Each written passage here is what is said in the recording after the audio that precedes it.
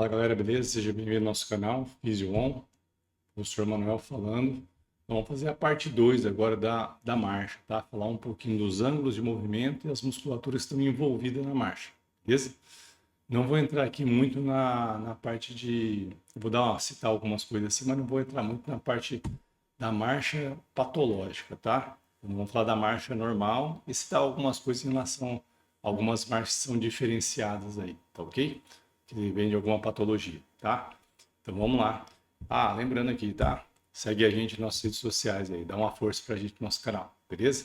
Tá crescendo o nosso canal, estamos curtindo e espero que você esteja curtindo aí e se quiser algum conteúdo bem específico aí, coloca na legenda abaixo, beleza? Faz uma descriçãozinha para nós aí do que você está pensando, necessitando em relação ao conhecimento, seja na cinesiologia ou seja na fisiologia, tá? Vamos tentar ajudar você a estudar um pouquinho mais conteúdos, beleza? De uma forma bem simples, bem didática, bem tranquila, tá? Então vamos lá para nossa aula. Então hoje, quando a gente está pensando, no caso, em falar um pouquinho sobre a marcha, a gente vê que tem ângulos articulares, a gente vai pensar nas 3 articulações do membro inferior, tá? Então eu vou colocar aqui, deixa eu pegar nosso apontador para ficar mais fácil. Vamos pensar no ângulo de tornozelo, tá? Então, o que o tornozelo faz durante a marcha? Você vê que ele faz aqui esse finalzinho, a dorsiflexão, né? Aqui o pé está praticamente, no caso, a 0 grau. Aqui ele também faz um pouquinho de dorsiflexão para fazer o contato inicial. Joelho, ele tem uma extensão, aí ele vem para uma flexão, ó, aí uma flexão maior do joelho, aí ele começa de novo a fazer a extensão, tá? E o nosso quadril ele faz a mesma coisa, ele vai para uma flexão, né, do quadril, ó. Aí depois, no caso, ele vai fazer um movimento de um pouco de extensão do quadril, tá ok? Vendo aqui a perna de apoio, tá? A perna, no caso, contralateral, ela vai estar fazendo um movimento de balanço, tá? Então, vamos falar da fase tanto de apoio, tá? Como na fase de balanço, que o pé vai estar no alto também, beleza? Então, vamos lá pegar cada fase. Nós vemos aqui também, só para elucidar um pouquinho mais, que a oscilação, né, do quadril, a gente vê que é uma oscilação pequena em relação a ângulos de movimento. O do joelho, né, a mesma coisa, e do tornozelo também, tá? Então a gente tem algumas modificações de ângulos que elas são necessárias para ter a marcha adequada, vamos colocar assim, beleza? Então, ó, só relembrando lá, né? Então a gente falando na fase de apoio, ela é 60% da fase da marcha, os outros 40% é a fase de balanço. Então, quando a gente falar de um passo, né? De um passo e uma passada, lembra que a gente falou o passo e a passada? A passada é o calcanhar, que vem assim, ó, direito, tocando, ele vai passar por todas as fases, ele vai sair do solo, aí ele vai cair novamente aqui, ó. Então eu vou dar um passo com a perna direita, um passo com a perna esquerda, eu vou cair ao solo. Esse comprimento da passada, tá? A mudança, né, de tirar um pé do chão e colocar o outro, a gente chama de passo, tá ok? Então aqui, ó, em relação à tarefa funcional, vamos colocar em cada fase. Primeiro, eu tenho a fase de contato inicial e depois tem a fase de resposta à carga. Então, esse aqui é uma aceitação do peso, quer dizer, eu tenho que colocar o peso em um membro só, tá? Porque eu vou começar a tirar esse membro, né, o membro oposto do solo, tá? Nessa fase apoio médio, eu já estou com o pé só apoiado no solo. Então, estou tendo uma descarga total de peso no apoio médio, tá ok? Então, a gente fala do apoio simples aqui, ó, tá? E joguei a perna lá de trás para frente, a perna contrária, eu vou ter o apoio final. Então, esse apoio simples ele vai estar sempre aqui. No pré-balanço, que a gente chama, você vai estar na ponta do pé e apoiando o calcanhar. Então, você vai estar em apoio duplo aqui, beleza? Aí vai começar de novo. Tirou a ponta do pé, essa perna direita ela vai estar em fase de balanço agora. Então, eu vou ter o balanço inicial, onde o pé está atrás, né, do outro pé contralateral. Eu vou ter o balanço médio, tá ok? Que o joelho já passou a outra perna. E eu vou ter o balanço final, que é quase colocando o calcanhar no solo, tá ok? Então, vamos analisar aqui. Então, a gente pegando o tempo que leva para fazer o apoio inicial, o pré-balanço aqui, ó, que é sai tá com a pontinha do pé, e depois fazer a fase aérea, a fase de balanço, a gente tem esses 60% e 40%. Por que a gente fala que isso aqui é importante saber? Algumas patologias, como eu falei na aula anterior, que elas dão alterações nesse tempo, né, da fase de balanço para a fase de apoio, tá? E o que é importante assim, saber, na fase de apoio simples, quando eu estou com uma perna só, eu tenho que ter muito equilíbrio no meu corpo. Então, tem músculos que vão fazer a estabilização do corpo, tá?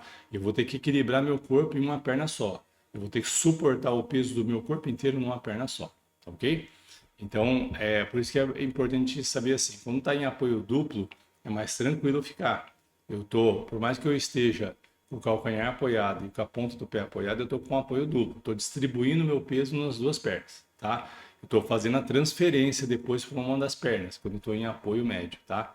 Então, o apoio médio e essa resposta à carga aqui é muito importante a gente ter noção quais os músculos são importantes para manter essa posição, tá? Para as pessoas, no caso, voltar a ter uma marcha adequada. Então, aqui nós vamos começar a falar sobre as fases e as subfases, no caso do ciclo da marcha, tá? Então, vamos colocar lá. Então, a fase de apoio, nós falamos que são 60% do ciclo da marcha, tá?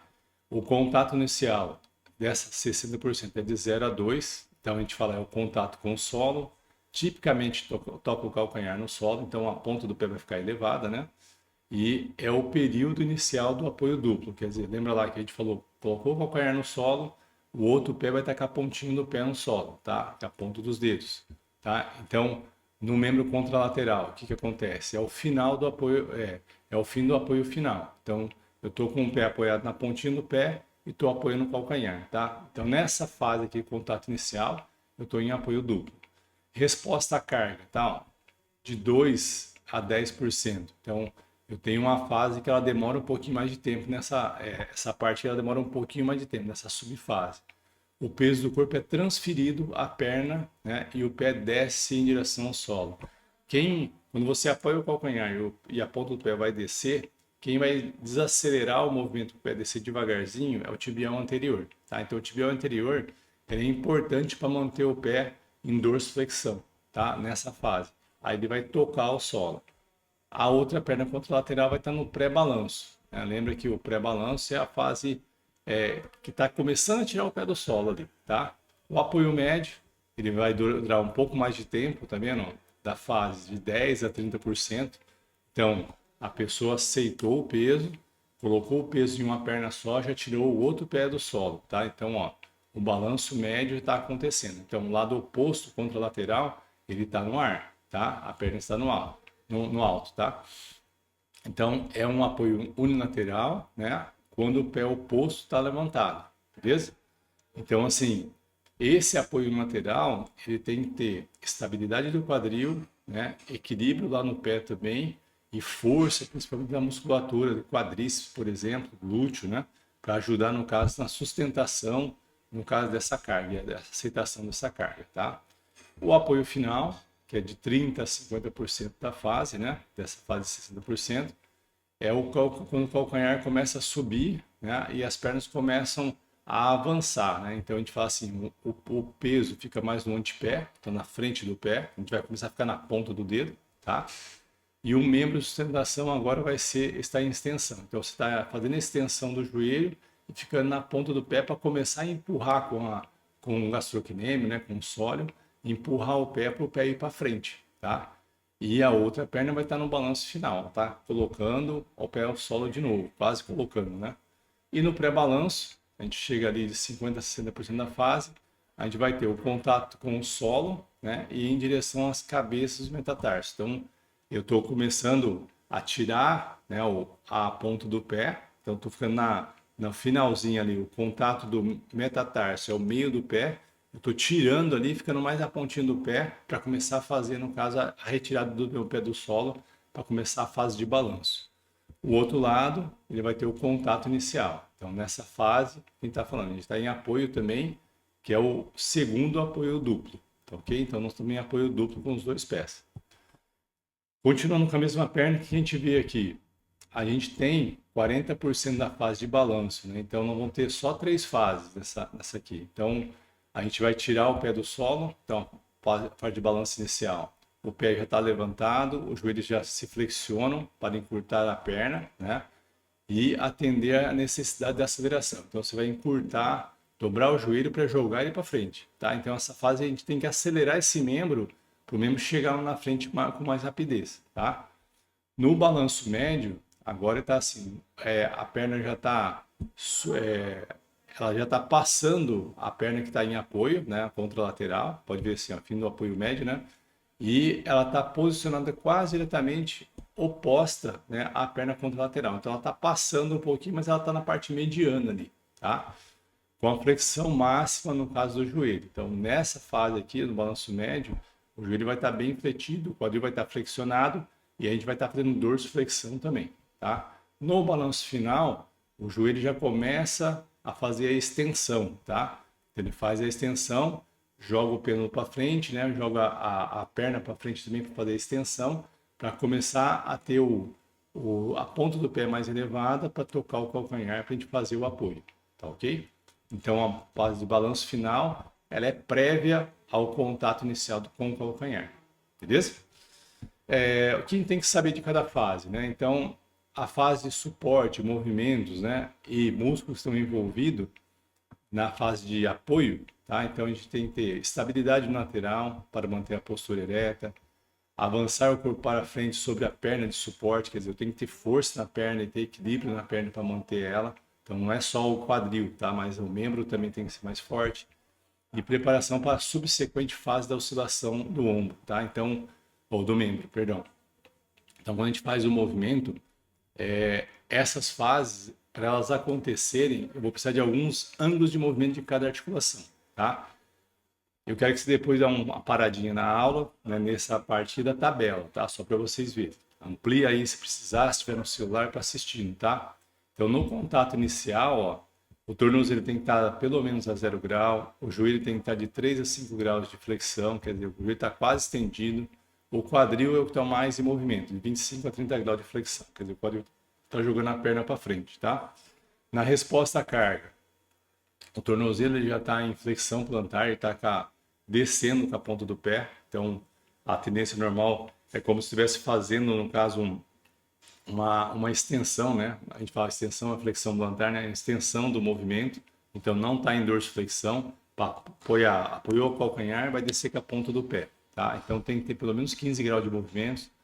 O joelho, ele tem que ter uma flexão de 15 graus também. Então assim, eu tenho que trabalhar a força desses 15 graus principalmente para cima, até a extensão do joelho, tá? E o quadril está de 25 a 30 graus.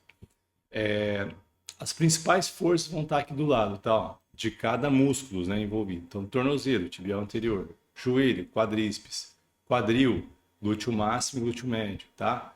Aí aqui continua igual. Quais são os principais para cada fase? Por isso que eu falei assim, como a tabela é muito complexa, eu não vou falar toda ela para não ficar uma aula muito extensa, tá? Então, o apoio médio. Então, a gente tem aqui, ó, tornozelo, 15 graus de flexão plantar e 15 graus de flexão e de dorsiflexão, tá? Então, assim, ele vai sair, ele vai ficar numa posição quase de extensão do tornozelo, então tá assim, tá quase em extensão ou flexão plantar, depois ele vai subir e fazer dorsiflexão, até chegar no apoio que a gente chama de final, ó, que tem que ter mais dorsiflexão ainda. Então, assim, quando as pessoas perdem, que é muito comum a pessoa perder dorsiflexão, a pessoa pode ficar mais na ponta do pé, ela pode ficar mais em desequilíbrio também, tá? Então, quando a gente analisa a marcha, eu tenho que perceber assim, será que a pessoa está fazendo a marcha errada? Por quê? Porque está faltando mobilidade para ela, porque está faltando, no caso, força para ela. Em cada fase, eu tenho que saber que se eu trabalho essas articulações, né, previamente, seja no fortalecimento, com as mobilidades, com os alongamentos, eu tenho que saber se essas articulações estão conseguindo ser realizadas, esse ângulo de movimento. Se a pessoa conseguir fazer esses ângulos de movimentos, a marcha pode sair com mais eficiência, tá? Se a pessoa não tem esses ângulos de movimento, a pessoa pode perder eficiência na marcha. É o que mais acontece com a idade ou por causa de alguma patologia, beleza? Então a gente vai para o apoio final aqui, ó. Tornozelo tem que movimentar, tá vendo? O joelho já está quase na extensão total, porque ele vai estar estendendo para colocar o calcanhar no solo de novo.